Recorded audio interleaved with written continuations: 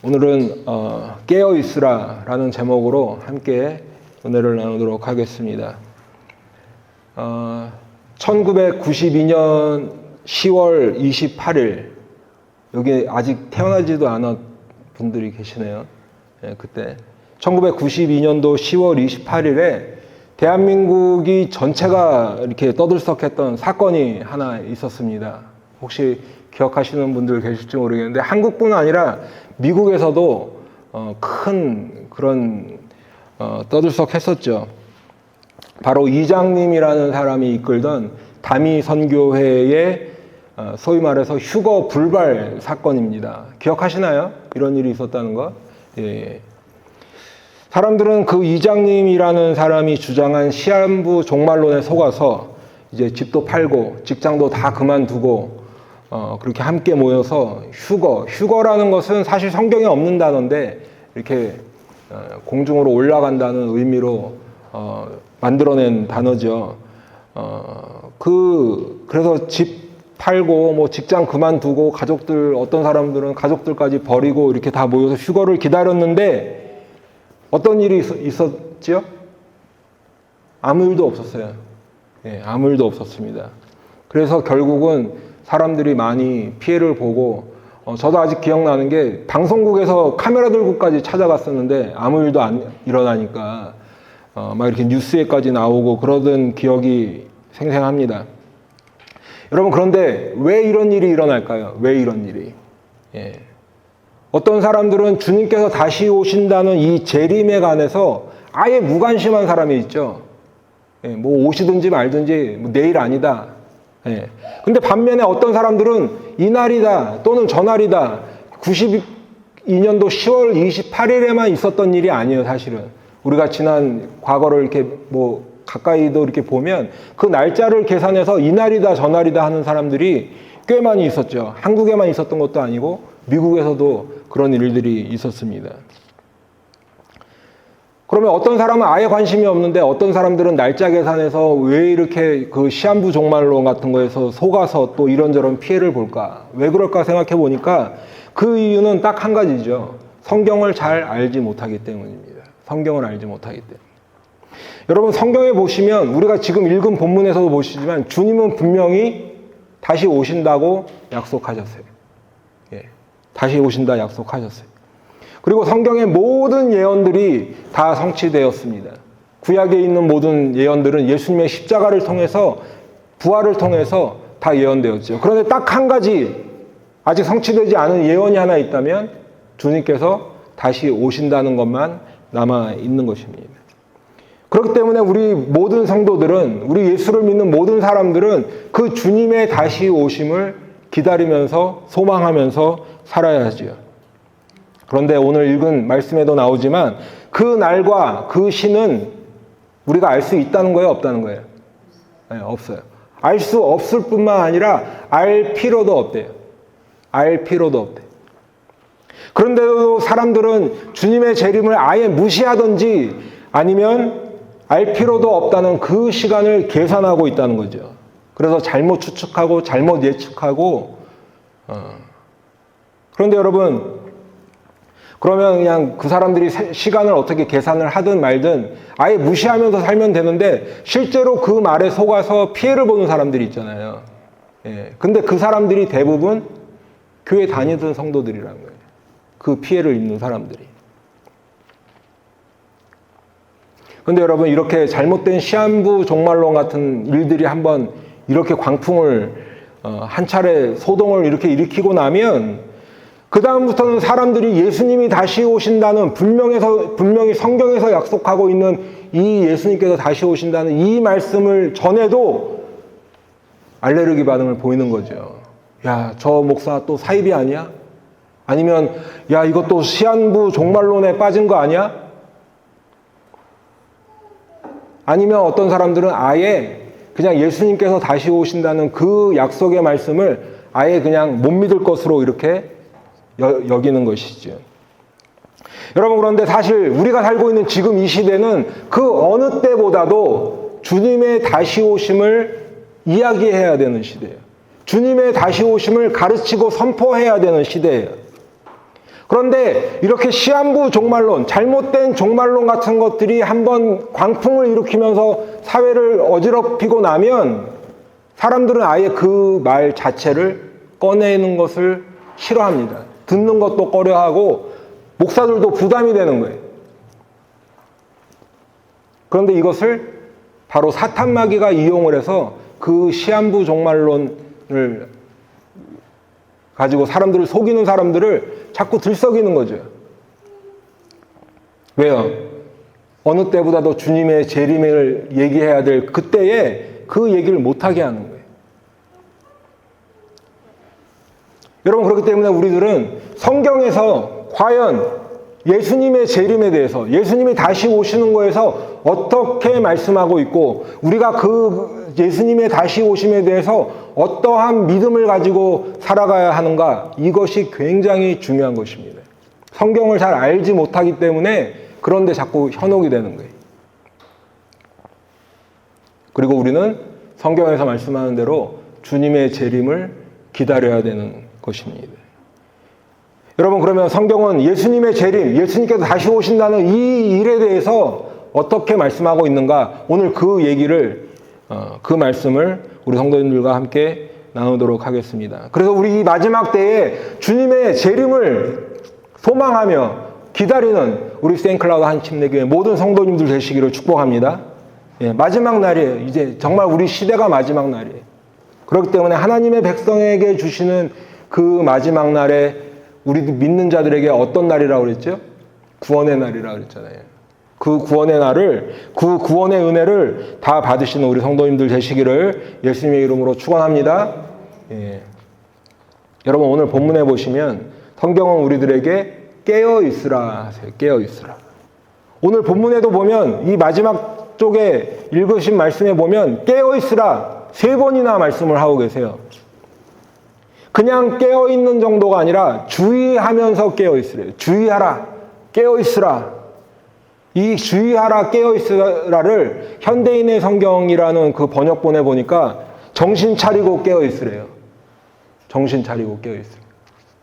여러분, 그러면 깨어 있으라 무슨 의미입니까? 밤에 잠자지 말고 그냥 예수님이 언제 오실지 눈을 이렇게 크게 뜨고 기다려야 되는 걸까요?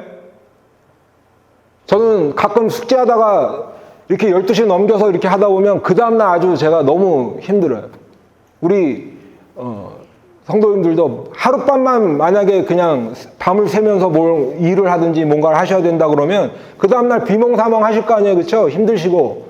그러면 우리가 깨어있으라는 것이 밤에 잠자지 말고 그냥 있으라라는 것이 아닌 거는 아시겠죠? 이 성경에서 말하는 깨어있으라는 것이 밤에 자지 말라 이 얘기가 아니다. 그럼 뭘까요? 우리가 영적으로 깨어있어야 되는 거예요. 우리의 영이 깨어있어야 되는 거지. 그러면 여러분, 영적으로 깨어있다 어떤 의미일까? 그거를 이제 아셔야 되잖아요. 그렇죠? 영적으로 깨어있으라라는 이 말씀이 어떤 의미일까? 그것을 이제부터 함께 나누도록 하겠습니다. 여러분, 깨어있으라, 영적으로 깨어있으라는 이 첫 번째 의미는 뭐냐면 미혹을 받지 않도록 주의하는 거예요. 미혹을 받지 않도록. 혹시 미혹이라는 말을 잘 모르실 수도 있겠지만 미혹이라는 것은 속이다라는 거예요. 다른 사람을 속이다. 오늘 여러분 13장의 맨 처음 1절부터 시작을 보시면 예수님과 제자들이 성전에서 나오면서 나누는 대화로 이렇게 시작하는 것을 볼 수 있습니다. 그때 제자들이 말하죠. 1절에 보시면 선생님이여 보소서 이 돌들이 어떠하며 이 건물들이 어떠하니까. 이게 뭔 말이에요? 한국말로는 좀 애매해요. 그렇죠? 예, 그런데 영어로 보면 좀 더 확실하고. 예.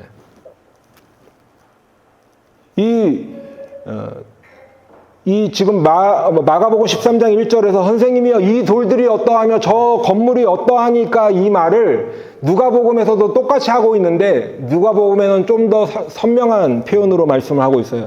누가복음 21장 5절에 보시면 성전을 가리켜 그 아름다운 돌과 건물로 꾸민 것을 말하며, 그러니까 와 예수님 저 건물 좀 보세요.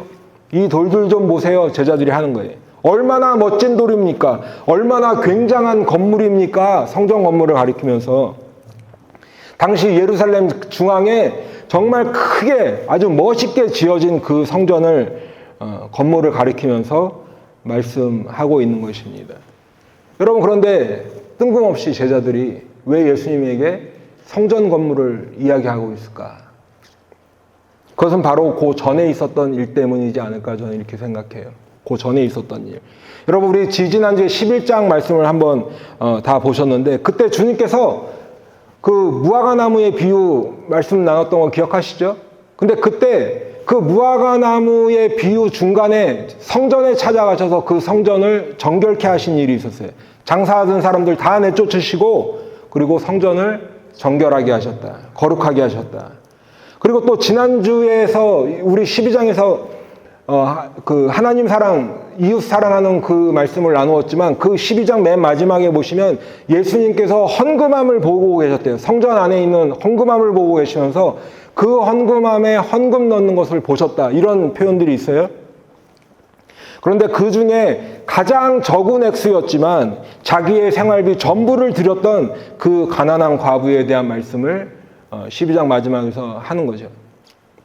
그리고 지금 이 1년에 이 11장부터 쭉 나오는 말씀들이 어느 시점이라고 제가 말씀을 드렸어요?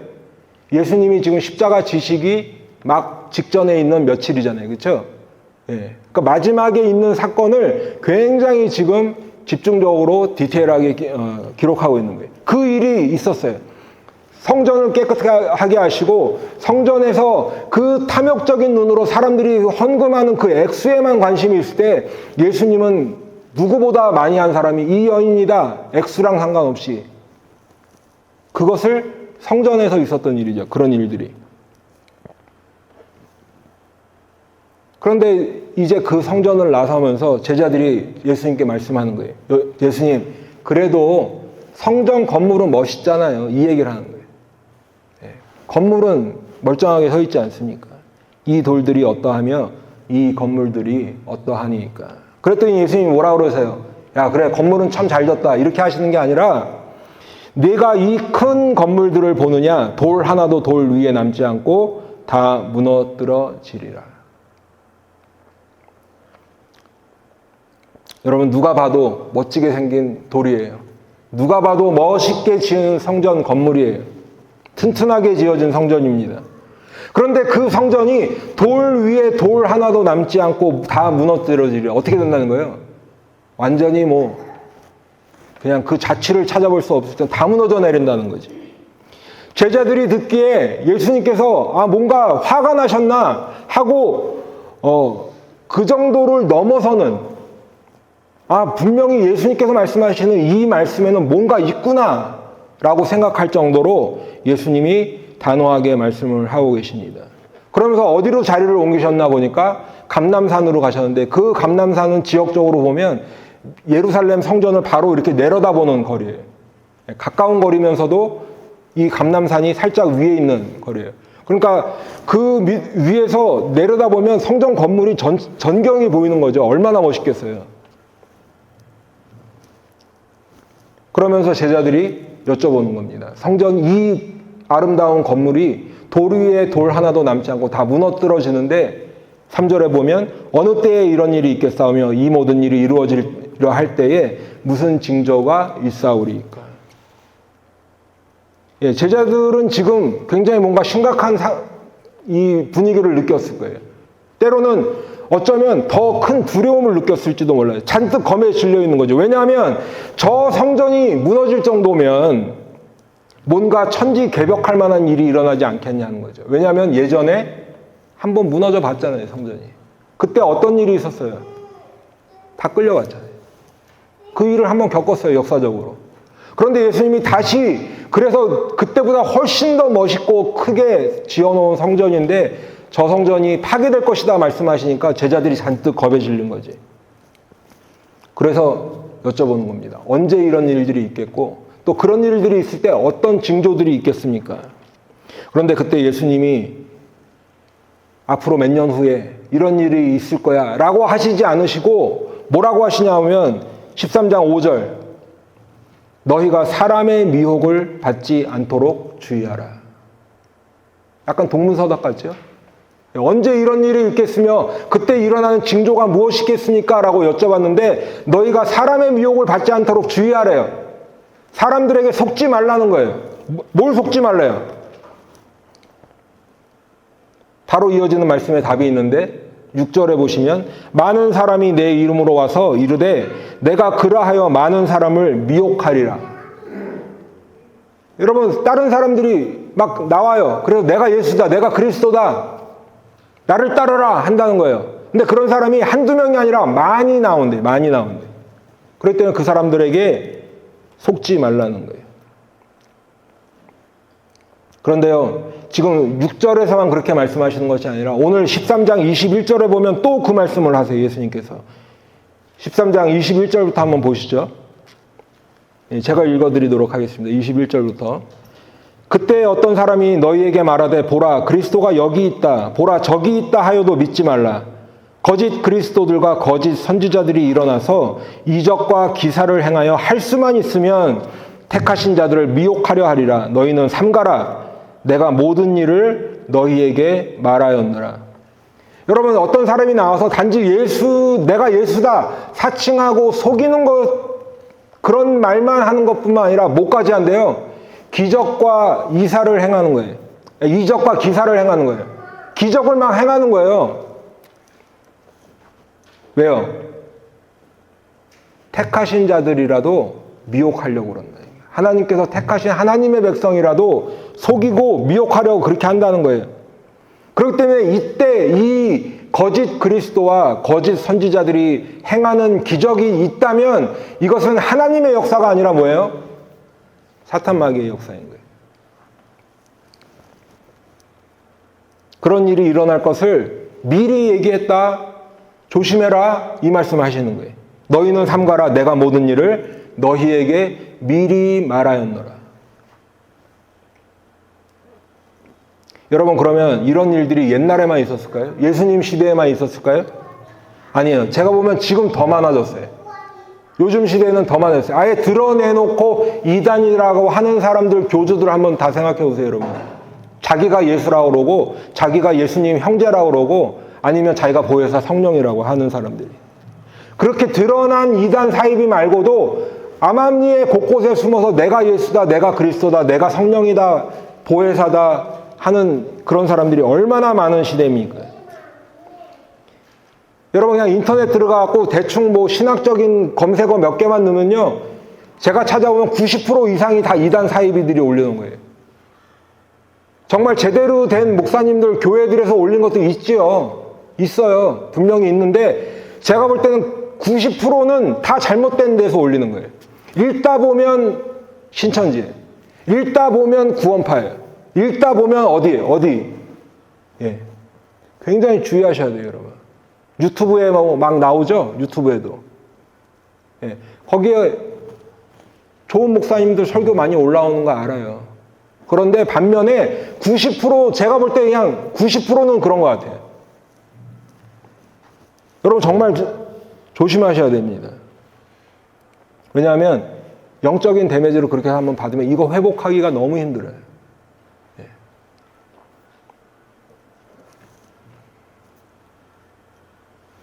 자신들이 무슨 기적을 행하고 무슨 이적을 행한다고 막 광고합니다.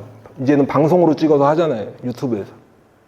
뭐 하늘에 뭐가 막 나타났다 찍어서 막 하고, 누가 뭐 어떻게 됐다, 뭐 살아났다, 뭐. 근데 지금 예수님이 그 말씀을 하신 거예요. 거짓 그리스도와 거짓 선지자들이 뭐까지 한다고요?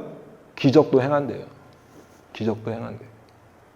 그러니까 기적 쫓아보고 다니다가는 100% 망할 가능성이 많아요. 우리 영혼이 망하는 거예요. 뭘 보고 쫓아가야 될까요? 하나님의 말씀을, 그래서 우리가 읽고 듣고 공부하고 연구하고 하는 거예요. 왜? 이 말씀에서 벗어나지 않기 위해서. 잊을만 하면 예수님 내일 오신다, 올해 오신다, 내년에 오신다, 언제 오신다, 사람들을 속입니다.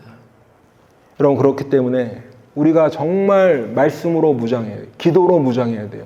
그래서 이러한 잘못된 시한부 종말론과 같은 이런 속임수에 미혹되지 않고 늘 깨어있는 우리 성도님 되시기를 축원합니다. 영적으로 깨어있다는 두 번째 의미는 시대를 분별하는 거예요. 시대를 분별하는 거예요. 여러분 2주 전에 제가 우리 함께 말씀을 나눈 것 중에 성경이 말씀하는 무화과 나무의 의미 중에 하나가 바로 종말론적인 의미가 있다 이런 말씀을 드렸죠. 그런데 오늘도 우리 주님께서 마지막 때에 이렇게 쭉 말씀을 하시면서 그 시대를 때를 분별해야 되는데 뭐라고 말씀하시냐 보니까 무화과 나무를 예로 들고 계세요. 28절부터 보니까 무화과 나무 가지가 연하여지고 잎사귀를 내면 여름이 가까운 줄 알라 이렇게 말씀하셨어요. 그러니까 이것은 무화과 나무 그 자체보다 우리들이 봄이 되면 씨를 뿌리고 그래서 뭐 우리 한국에도 벌써 벼가 이렇게 익으면 아 가을이 됐구나 뭐 이런 그런 것들이 있잖아요. 그렇죠? 지금 이 유대 땅에 살던 이스라엘 백성들에게 무화과 나무의 잎이 무성해지면 아 이제 여름이구나 그 때를 알 수 있다는 거예요. 그러니까 이 지금 무화과 나무 이 예를 통해서 주님이 우리에게 원하시는 것은 시대를 분별하라는 것이죠. 그러니까 주님께서 말씀해 주셨던 이런저런 징조를 만나게 되면 앞에 보면 전쟁의 소문도 있고 난리에 대한 소문도 있고 뭐 기근이나 이런 것들 있죠. 두려워하지 말라고 그랬어요. 아직 끝은 아니다. 그러나 그것이 끝을 알리는 징조는 된다는 거죠. 그렇기 때문에 이런 일들을 보면 우리가 두려워할 것이 아니라 아 이제 주님께서 오실 날이 가까이 왔구나 분별하는 거예요. 그것이 바로 우리가 주의하고 깨어있는 거예요. 사람들은 이것이 뭐 지구온난화 때문이다 아니면 무슨 뭐 때문이다 대책을 마련하고 하지만 우리가 볼 때는 주님의 오심이 가까이 오고 있구나. 이때 우리는 더욱더 주의하고 깨어 있어야 하겠구나. 시대를 분별하고 때를 분별해야 하는 줄로 믿습니다. 여러분 그렇다면 우리가 지금 살고 있는 이 시대는 어떤 시대인가? 그냥 일반 세상 사람들도 뭐라고 그래요? 말세지말이라고 하죠. 말세 중에 끝자락, 말세다. 이렇게 얘기합니다. 지구의 멸망이 가까이 왔다고 이런저런 염려도 하고 걱정도 하고 대비도 하고 이렇게 주장하는 시대죠. 여러분 그렇다면 성경이 말씀하는 지금 우리가 살고 있는 이 시대는 어떤 시대인가? 먼저 디모데후서 3장 1절로 5절을 한번 찾아서 읽어주시면 감사하겠습니다. 디모데후서 3장 1절로 5절.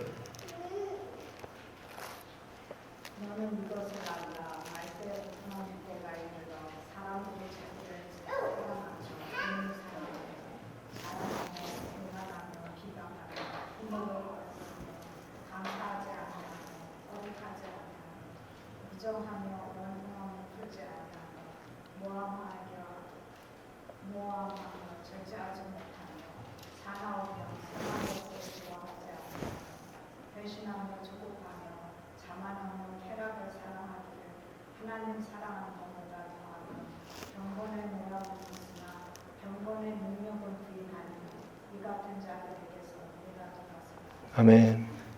여러분 제가 뭐 특별히 더 설명 안 드려도 다 아실 수 있는 그런 말씀이죠.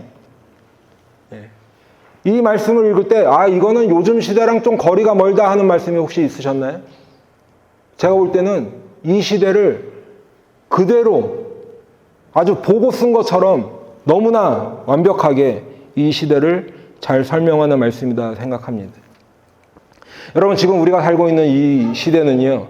사람들에게 이 세상 사람들과 얘기를 해보면 절대적인 기준이나 절대적인 진리는 없다고 하는 시대예요. 우리가 아까 우리 권사님이 기도도 하셨지만 미국이 기독교 신앙으로 세워진 나라인데 지금 만약에 일반 대학에서 어떤 창조론에 관한 의견을 내서 페이퍼 한번 써보세요.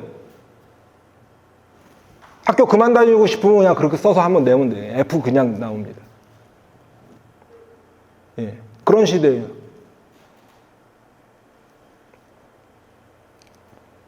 과학이 아니라 어떤 기독교 신앙에 대한 색깔이 들어가 있는 페이퍼 써서 낸다? 부르겠죠, 교수가. 여긴 교회가 아니다. 그렇죠?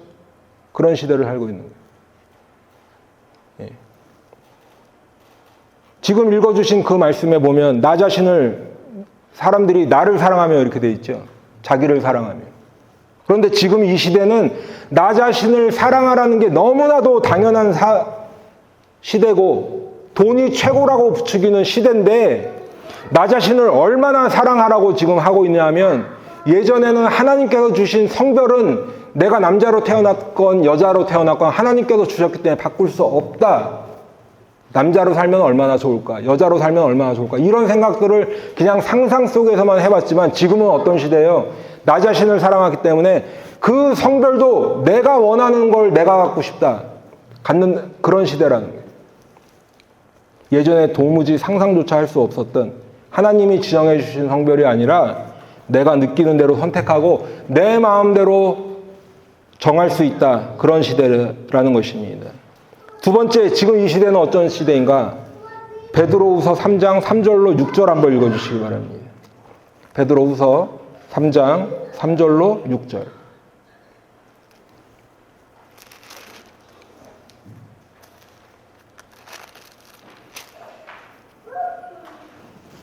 베드로후서 3장 3절로 6절 한번 읽어주시면 감사하겠습니다.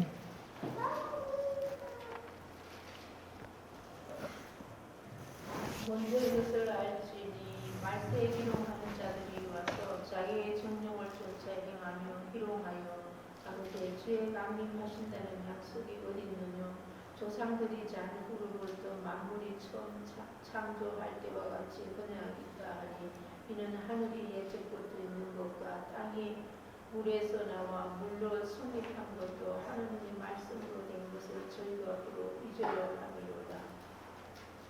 그 다음까지요? 이로 말미암아 그때 세상은 물의 넘침으로 멸망하였으니. 네, 감사합니다. 기롱한다고 되어 있는데 지금 기롱이 뭐예요? 조롱하는 거예요. 조롱. 네, 조롱한다. 우리 그리고 지금 읽어주신 이 말씀이 한국말 표현은 약간 이해하기가 쉽지 않게 되어 있지만 이 지금 읽어주신 말씀이 뭐냐면 말세에는 정욕대로 사는 사람이 등장합니다. 정욕대로 산다는 것은 그냥 예수 믿지 않고 세상 사람을 표현하는 말이에요. 그런데 이 세상 사람들이 예수 믿는 우리들을 조롱한대요. 기롱한대요. 뭘 조롱해요? 야, 예수님이 다시 온다는데 왜 아직 안 오는 거야? 2000년 동안 지금 떠들었잖아. 그 약속을 기다리던 조상들 다 죽었고 세상은 당신들이 주장하는 창조, 옛날부터 지금까지 아무런 변화도 없이 그냥 그 산은 거기 그대로 있고 그 바다는 거기 그대로 있고 있는데 어떻게 된 건가? 이 조롱한다는 거지. 그런데 성경이 이 사람들의 이 조롱, 세상 사람들의 조롱을 아주 정곡을 찌르면서 지적을 하고 있습니다.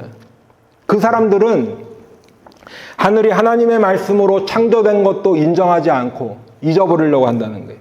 땅은 물에서 나와서 물로 이루어지는 것도 믿지 않는다는 거죠. 그리고 더불어서 옛 세상이 물로 말미암아 멸망하였다. 뭐예요? 노아의 시대 때 물로 말미암아 세상이 한번 멸망을 당했잖아요. 그것도 잊으라고 한다는 거예요. 일부러. 예. 여러분 어떠신가요? 예수님이 안 오는 것을 조롱하면서 하는 말들이지만 사실은 그 말이 세상 사람들이 일부러 잊으려 한다는 거예요. 그리고 그 지금 이 베드로후서에서 말씀하였던 이 말씀하는 시대상이 오늘 우리가 살고 있는 시대와 똑같다는 거예요. 세상 사람들이 우리를 향해서 하는 조롱들. 여러분 그렇기 때문에 우리는 우리가 살고 있는 이 시대를 잘 분별해야 하는 것입니다. 여러분 우리가 뉴스를 보고 어떤 세상에서 돌아가는 일들을 봐도 그냥 이런 일들이 있었구나 하고 보는 게 아니라 이것이 성경과 어떻게 연결이 되고 어떻게 하나님의 역사와 연결이 되는가를 우리가 잘 봐야 돼. 분별해야 돼. 그렇기 때문에 성경에서 하지 말라는 날짜에서는 이제 그냥 싹 잊어버리고 우리 성도님들은 그렇게 안 하셨겠지만 그런 거 하면 안 되고 뭘 해야 돼요? 시대를 분별해야 돼요. 시대를. 무화과나무의 비유를 깨달아서 우리가 시대를 분별하고 깨어 있어야 할 줄로 믿습니다. 여러분 오늘 본문에도 보시면 32절, 33절에 보니까 그러나 그날과 그때는 아무도 모르나니 하늘에 있는 천사들도 아들도 모르고 아버지만 아시느니라. 주의하라 깨어있으라 그때가 언제인지 알지 못함이라. 우리에게 아무도 모른다. 하늘에 있는 천사도 모르고 아들도 모르고 오직 아버지만 아신다. 그때가 언제인지 알지 못한다. 말씀하고 있죠. 사도행전 1장 7절에도 보시면 이르시되 때와 시기는 아버지께서 자기의 권한에 두셨으니 너희가 알 바 아니다 라고 말씀하고 있어요. 때와 시기는 누구의 권한이라고요? 아버지의 권한이에요. 그러므로 우리가 알 바가 아니래요. 알 필요도 없다는 거예요. 아버지만 아신다는 거예요. 하다못해 천사도 모르고 아들도 모르고 아버지만 아시는데 우리는 그러나 무화과나무의 비유를 깨달아서 때를 분별하라 우리 주님께서 말씀하시는 것이죠. 그렇기 때문에 우리 하지 말라는 것은 하지 않는 게 순종이지. 하라는 것은 하는 게 순종입니다. 그러므로 우리는 날짜 계산하지 말고 올해일까 내년일까 그 대신 뭘 해야 돼요? 시대를 분별하는 거예요. 그것이 우리가 영적으로 깨어있는 것입니다. 영적으로 깨어있다는 세 번째 의미는 주님의 재림을 기다리는 거예요. 사랑하는 성도 여러분, 오늘 주님께서 마지막 날에 대한 말씀을 하시면서 우리 믿는 사람들에게 강조하는 것이 하나 있어요. 13장을 쭉 읽어보시면 고난을 참고 견디라 말씀하세요. 고난을 참고 견디라. 13절에도 보면 너희 믿는 자들이 예수님 때문에 이런저런 세상 사람 모든 사람에게 미움을 받을 거야. 그런데 뭐라고 얘기하세요? 끝까지 견디라고 말씀하세요. 끝까지 견디라. 예. 끝까지 견디는 자는 구원을 받으며. 그렇죠? 14절로 18절에도 쭉 이렇게 보시면 믿는 자들이 받을 고난에 대한 말씀을 하시는데 이 날이 19절에 보니까 환난의 날이 돼요. 여러분 기본적으로 우리 믿는 사람들이 받을 고난을 말씀하시면서 동시에 미혹되지 말라, 속지 말라고 말씀하시죠. 우리가 고난을 받는다고 생각하면 육신적으로 받는 고난만 생각하지만 우리의 마음, 우리의 심령도 고난을 받는 거예요, 여러분. 그렇기 때문에 우리가 미혹되지 않는 것은 아까도 말씀을 드렸지만 단순히 우리의 어떤 무슨 손해를 보고 뭐 직장을 그만두고 돈을 갖다 바쳤기 때문에 손해를 보는 그런 것뿐만 아니라 우리의 심령이 데미지 당하지 않아야 돼요. 않기 위해서는 미혹당하면 안 되는 거예요. 속지 말아야 하는 거예요. 아멘? 예. 그렇기 때문에 우리의 영적인 부분 또는 정신적인 부분에도 데미지 입지 않도록 주의하라 하시니까 그 말을 거꾸로 생각해 보면 여러분 요즘 시대에는 육신적으로 육체만 고난을 받는 시대가 아닌 거죠. 예전에는 예수 믿는다고 잡아다가 사자 밥 대라고 던져주고 뭐 이렇게 해서 죽이고 했다면 지금은 정신적으로 또는 영적으로까지 괴롭히는 거예요. 그런 시대라는 거예요. 여러분 그런데 본문 24절부터 이제 오늘 본문에서 읽었던 24절부터 보시면 어마어마한 일들이 일어납니다. 어마어마한 일들. 그때 그 환난 후에 해가 어두워지며 달이 빛을 내지 아니하며 별들이 하늘에서 떨어지며 하늘에 있는 권능들이 흔들리리라. 여러분 이게 어떤 일이에요? 상상이나 되세요? 우리가 도무지 상상할 수 없는 그런 어마어마한 일들. 지난번에 한번 산이 들려서 바다에 던져지리라 하는 것도 우리가 도저히 상상할 수 없는 일들이잖아요. 그렇죠? 그런데 오늘 말씀해 보니까 해도 빛을 내지 않고 달도 빛을 내지 않는데요. 별들이 막 하늘에서 떨어진대요. 하늘에 있는 권능들이 흔들린대요. 무슨 말이에요? 우주 전체가 흔들흔들 한다는 거예요.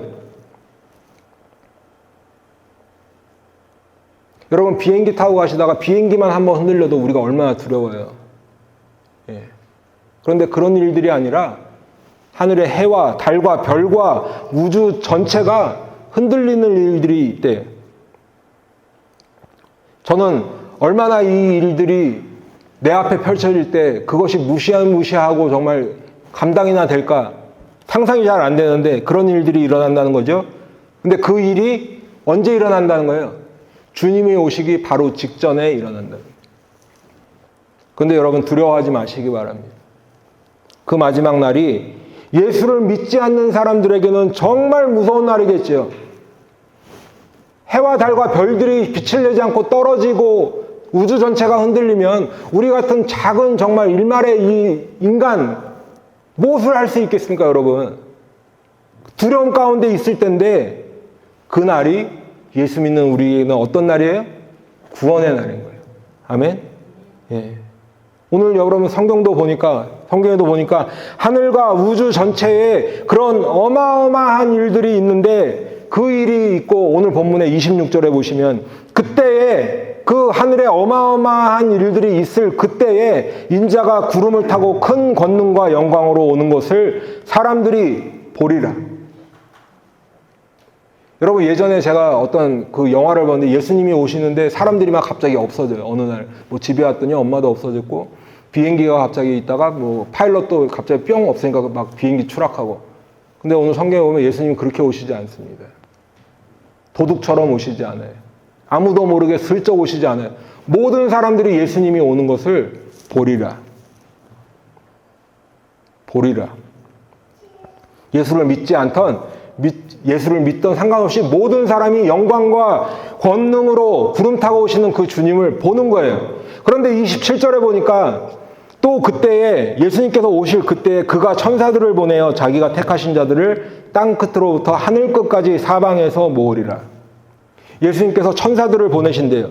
그래서 주님께서 택하신 자들을 모으신대요. 왜 모으실까요? 우리를 구원하시는 거예요. 예수님께서 오실 때 하늘은 흔들리고 우주 전체가 흔들리는 그 두려움과 그 사람들이 모든 그 광경을 보고 있을 때 예수님은 이 땅에 오시면서 첫 번째로 하시는 일이 뭐예요? 믿는 사람들을 모으시는 거예요. 알복과 죽음이 네. 여러분 그래서 마태복음에 보시면 구름 타고 영광과 권능으로 오시는 그 주님을 보면서 오늘 같은 말씀인데 마태복음에는 좀 더 자세한 설명이 있는데 그때 세상 사람들은 크게 울 것이다 이렇게 말씀하고 있어요. 한번 찾아볼까요? 마태복음 24장 29절로 31절 한번 찾아보시겠습니다. 마태복음 24장 29절로 31절.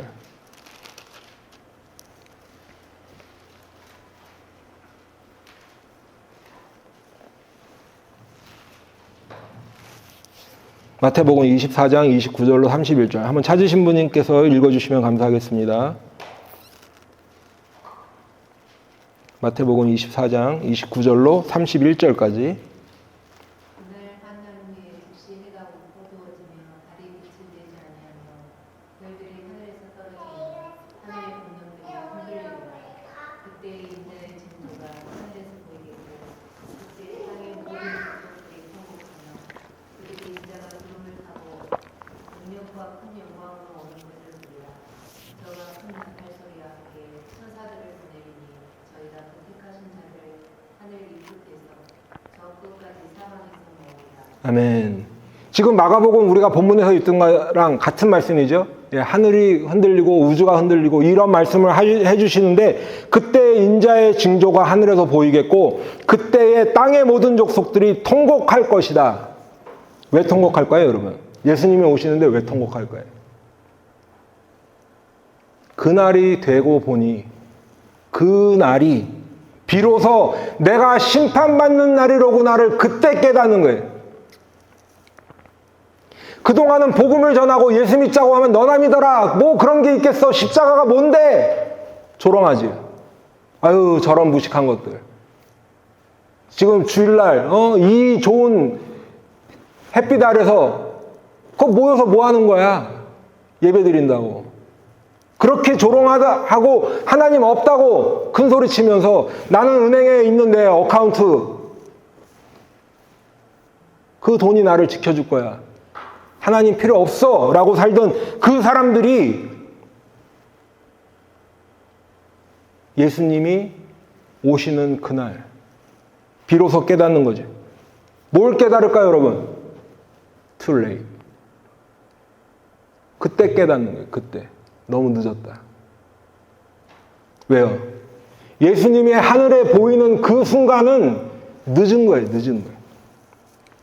그렇기 때문에 여러분 성경에 보시면 보라 지금은 은혜 받을 만한 때요 보라 지금은 구원의 날이로다 하잖아요. 우리에게 이 육신을 주시고 그래도 우리의 정신이 맑은 이 상태에서 우리가 그래도 몸을 이끌고 나서 함께 예배드릴 수 있는 이 날이 예수 믿을 수 있는 날이에요, 여러분. 나중에 믿지? 언제 나중에요, 여러분? 요즘 100세 시대라고 하지만 제가 100세 시대까지 살 수 있을까요? 제가 100세까지 살 수 있을까요? 몰라요. 살 수도 있겠죠. 만약에 99세 때 예수님을 믿었다, 100세까지 살아서, 아니, 정말 놀라운 은혜겠죠. 모든 사람이 만약에 100세까지 살고 99세에 예수를 믿을 수 있는 게 정말 그렇게 정해지고 모든 사람이 다 누릴 수 있는 복이라면 저도 여러분들에게 오늘은 나가서 그냥 여러분들 원하시는 대로 살다가 99세 때 만나요, 여러분. 그러면 참 좋겠어요. 근데 그게 아니잖아요. 우리가 살다 보면 어린아이들도 죽어요. 한창 청년들도 죽어요. 오늘 나가면서 자기야 이따 저녁에 봐 하는데 나가서 교통사고로 죽고 못 들어올 수도 있어요. 그걸 누가 장담해요? 그 사람이 사고 날 줄 알았겠습니까? 병들어서 그냥 몇 달 만에 죽을 줄 알았겠어요? 보라 지금은 은혜 받을 만한 때요. 보라 지금이 구원의 날이라는 거예요. 그런데 지금은 우리가 건강하고 돈도 있고 일도 하고 뭔가 내 주위에 사람도 많고 하니까 예수님 없어도 살 것 같지요? 하나님 없어도 살 것 같아. 그런데 땅을 치며 후회할 날이 있다는 거예요. 늦었다. 늦었다.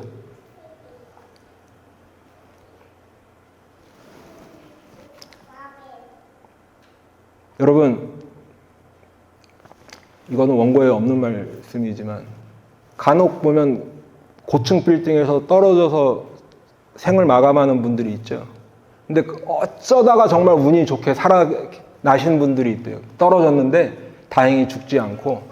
그래서 나중에 그 의사들과 이 학자들이 그 사람을 인터뷰했어요. 떨어지는 순간에 어떤 생각을 하면서 떨어졌어요. 왜냐하면 자기가 죽을 결심을 하고 떨어진 거잖아요. 90% 이상의 사람들이 아차했대요. 괜히 뛰었다. 살걸. 근데 어떻게 돼요? 그 사람들은 그래도 살았으니까 그 얘기라도 하죠. 여러분 높은 빌딩에서 떨어지면 다 대부분 그냥 죽는 게 당연한 거잖아요. 그렇죠? 근데 그 떨어지는 순간에 후회한다고 살아날까요? 아니에요. 예수님이 오시는 걸 볼 때는 너무 늦은 거예요. 그전에는요, 하나님이 기회를 주십니다. 한 번 주시죠. 회개하라. 2번도 주세요. 얼마만큼 주실까요? 100번, 1000번, 10,000번. 저도 그 은혜를 받았으니까 지금 여기 살고 있는 거예요. 만약에 하나님께서 내가 죄를 지을 때마다 벌을 주셨다면 저는 벌써 이 자리에 없겠죠. 왜요?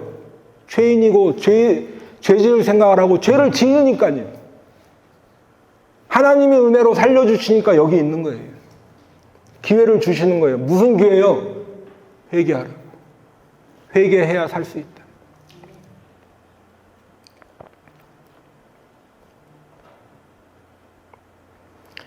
여러분, 그렇기 때문에 우리는 지금부터 이제 주님의 다시 오심을 소망하면서 기다려야 되는 거예요. 이 땅에서 당하는 어떤 육신의 고난 또는 마음의 어려움 이런 것들 있겠죠. 그런데 그것을 우리 주님은 없애주시지 않고 견디라고 하세요. 견디라. 영적으로 우리를 속이는, 우리를 미혹하는 그런 거짓 그리스도, 거짓 선지자들의 이 속임수를 분별하라. 내가 미리 말하였노라 말씀해 주셨어요. 그러면서 우리는 뭘 해야 돼요? 주님의 다시 오심을 기다려야 되는 거예요. 여러분, 이 말을 하면 세상 사람들은 무식한 소리 하지 말라고 할 것입니다. 조롱하겠죠. 지금 이 시대에 우주를 왔다 갔다 하는 이 시대에 뭔 소리를 하는 거냐? 그러나 우리는 주님의 말씀을 믿고 그 날을 기다려야 하는 것입니다. 주님께서 반드시 다시 오십니다. 여러분, 지금은 아무 일도 일어나지 않는 것 같아요. 아침에 해가 뜨고 또 저녁 되면 해가 져요. 일기예보에서 아주 기가 막히게 그 시간 분까지 맞춰주잖아요. 그렇죠? 선라이즈가 언제 있다 그러면 딱 그 시간에 해가 올라오고, 선셋이 언제다 예보하면 그 시간에 떨어져요. 그런데 주님이 언제 오신다는 거야? 그래서 아무 일도 일어나는 것 같지 않지만 그날이 오면 사람의 힘으로는 도무지 감당할 수 없는 일들이 일어날 것이다. 성경 우리에게 알려주고 있습니다. 그렇기 때문에 우리에게 깨어있으라 미리 알려주시는 거예요. 깨어있으라. 그러면서 집주인이 잠시 집을 비우면서 종들에게 깨어있으라 이렇게 명령했는데, 그래서 길을 떠나는데 종들은 그 주인이 언제 돌아올지 모릅니다. 그렇기 때문에 묵묵히 주인을 기다리면서 깨어있으면서 그 주인을 맞을 준비를 해야 되는데, 그 주인이 다시 왔을 때 만약에 자고 있으면 어떻게 되겠냐 하는 거죠. 사랑하는 성도 여러분, 오늘 본문은 우리들에게 깨어있으라 말씀하시는데 한 가지 특이한 말씀이 있어요. 오늘 읽은 본문 맨 마지막 절에 우리 한번 다 같이 읽어볼까요? 우리 마가복음 13장 잠시만요. 예, 마가복음 13장 37절 다 같이 피시고 우리 같이 한번 읽어보도록 하겠습니다. 시작. 깨어있으라. 내가 너희에게 하는 이 말은 모든 사람에게 하는 말이니라 하시니라. 뭔가 좀 새롭죠? 모든 사람에게 하시는 말이래. 누가복음은요, 이 말씀을 이날은 온 지구상에 거하는 모든 사람에게 이 말이라 이렇게 말씀하고 있어요. 사랑하는 성도 여러분, 주님께서 다시 오시는 그날은요, 우리 믿는 사람만 보는 게 아니에요. 우리 믿는 사람에게만 해당되는 날이 아니에요. 세상 모든 사람, 이 지구상에 거하는 모든 사람에게 해당되는 날인 것을 믿으시기 바랍니다. 그날 주님께서 다시 오실 때 모든 사람들이 다 주님의 오는 날을 보게 될 것이, 내가 믿던 믿지 않던 주님은 오시고 모든 사람들이 보게 된다. 그런데 여러분, 예수 믿고 구원을 얻은 우리에게는 이 땅의 모든 고통이 사라지고 하나님의 영광 가운데서 그 주님의 구원의 은혜를 받는 구원의 날이 될 것입니다. 하지만 주님을 믿지 않는 모든 사람들은 두려워하는 거예요. 주님께서 다시 오시는 것을 보면서 큰 통곡으로 주님을 맞이한다고 써 있습니다. 그러면서 자기들이 지금까지 믿지 않았던 그것을 한탄하겠죠. 두려움으로 주님을 맞이하게 될 것입니다. 여러분, 이제 말씀을 맺도록 하겠습니다. 오늘 주님은 우리에게 깨어있으라 말씀하세요. 주의하고 깨어있으라 3번이나 말씀하셨어요. 첫째는 미혹을 받지 않도록 주의하는 것이 우리가 깨어있는 것이다 말씀을 드렸고, 또한 시대를 분별하는 것이 깨어있는 것이다 말씀을 드렸습니다. 마지막으로는 우리 주님의 재림을, 다시 오심을 소망하며 기다리는 것이, 그 믿음으로 사는 것이 깨어있는 것이다 말씀을 드렸지. 그러면 여러분, 우리 성도님들 질문 하나 드리겠습니다. 주님 맞으실 준비 되셨습니까? 그러면 여러분, 이제 주님께서 다시 오신다는 이 사실을 내가 믿을 뿐 아니라 내 주위에 있는 사람들에게도 전해야겠죠. 알려야 합니다. 그리고 우리 성도님들은 계속해서 말씀과 기도로 무장하고 영적으로 깨어 있으시기를 축원합니다. 여러분, 우리는 오늘 밤에라도 당장 주님께서 오실 것처럼 살아야 돼요. 그렇다고 시한부 종말론 이런 말씀을 드리는 것이 아니라 오늘 밤에라도 주님이 오실 것이다, 그 믿음으로 살아야 하지요. 그런데 동시에 주님께서 먼 훗날, 내가 이 땅에서 생을 마감하고도 아주 먼 훗날에 오실 것처럼 지금 우리가 살고 있는 일상을 유지해야 하는 것입니다. 아멘이죠? 시한부 종말론처럼 뭐 집 팔고 다 직장 그만두고 뭐 사업체 정리하고 이렇게 하는 것이 주님을 기다리는 게 아니에요. 내 마음에 항상 주님의 말씀을 채워야 합니다. 내 심령이 주님의 말씀으로 가득 차야 됩니다. 그래서 주님께서 하라는 것 하고 하지 말라는 거 하지 말고, 그래서 주님 앞에 순종하면서 우리는 최선을 다해서 매일의 삶을 살아야 합니다. 그러나 오늘 밤에 당장이라도 오실 것처럼요. 여러분, 그리고 우리가 동시에 늘 깨어서 기도하면서 또 그러한 속임수에 미혹되지 않도록 하나님의 말씀으로 내 심령에 가득 채워서 무장하여서 끝까지 주님의 재림을 기다리며 믿음의 결실을 거두는 우리 성도님들 다 되시기를 예수님의 이름으로 축원합니다. 기도하시겠습니다.